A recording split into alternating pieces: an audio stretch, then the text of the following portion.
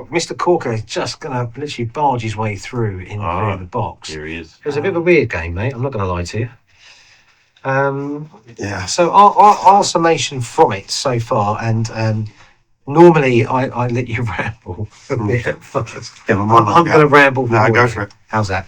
So it sounds stupid because obviously it's sport and we know there's a game in two halves. Okay, I'm not going to go down that route. But what I'm going to say is that I just thought that, I was just saying to Mo, at 17 minutes at the beginning of the second half, they just decided to literally grab the game by the scruff of the neck. They didn't allow us to play.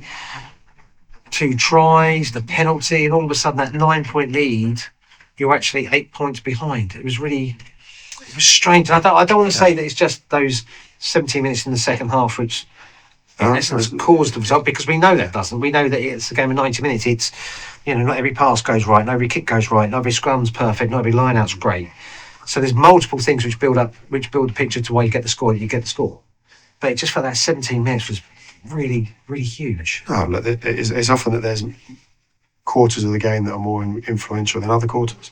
And I definitely agree that was it. I think my read is probably more that actually we were the masters of our own downfall there, in terms of some of our execution, some of our decision making at that point.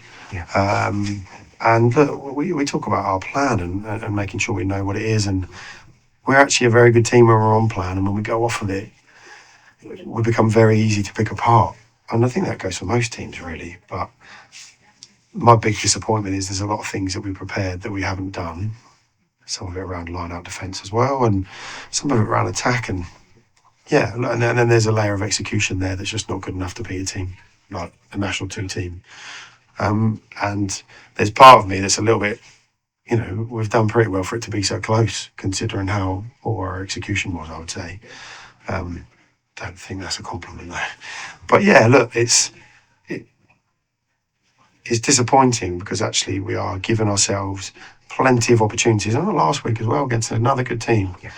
But I think we made a decent Bury team look very good by some of the stuff that we're doing and giving them, which is heartbreaking. I'll be honest, because I think we know that we've got more to give, but it's irrelevant. It's irrelevant because it's what you put on tape. What we put on the pitch this weekend is below our standards, and we're going out into a week off, just needing some proper reflection, I think, on some of our decision making and why we're making these mistakes. Okay. I will pick up on some nice things though. Wonderful. I promise you. No, it's fine. So, first 2 tries, I was really intrigued. Both coming through from a kick through. Now, I said on commentary to Mo, I said, is that something then which the coaching group had picked up on?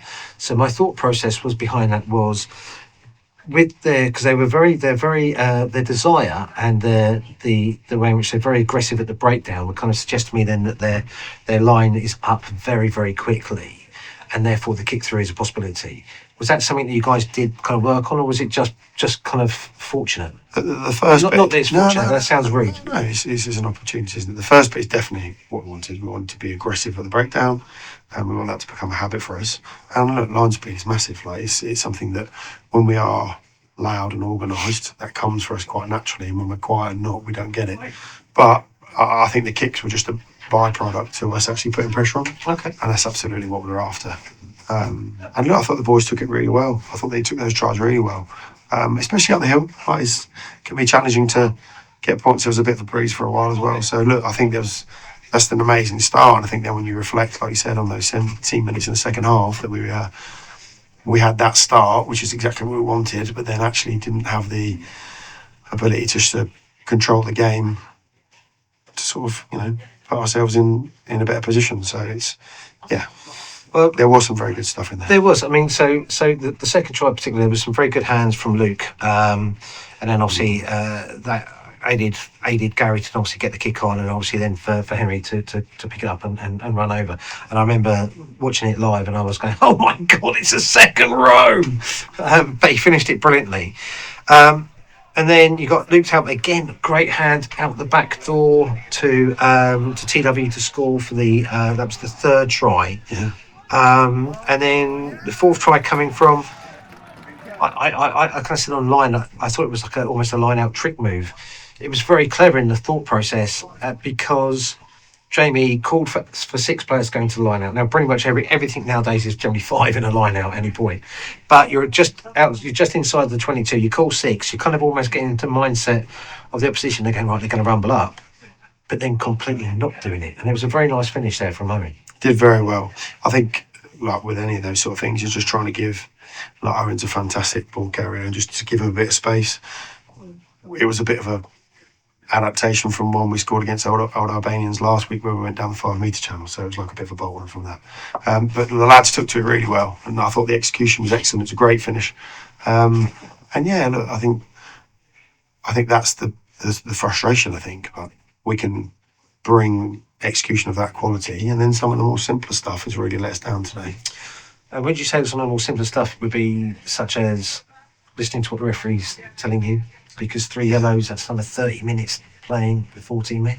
I think I haven't spoken about it, but the discipline really hurts. Obviously, look, their scrum's very strong, and I'll be interested to talk to the referee about some of the pictures. I felt like they were walking around us and being rewarded.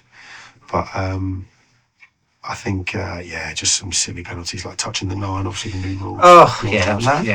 There's 2 yellow cards for that.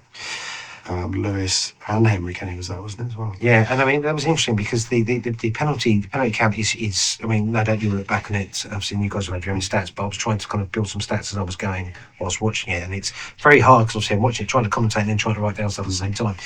But it looked almost like it was like we were at least 60% innocent naughtier than them.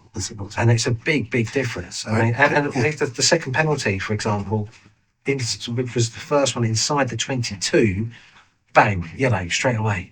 Yeah, I was like, dude, like, we're like 4 minutes into the game. We'd given quite a few to get to that point, though.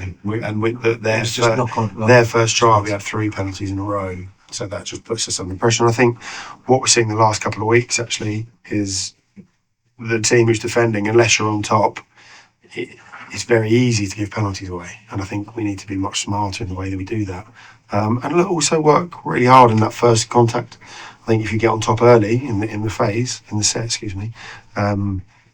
from there it can be a much more straightforward defensive set. Whereas actually, if you lose that first collision, you're chasing and you're trying to find a foothold, aren't you? But some of the penalties for me, we shouldn't be given.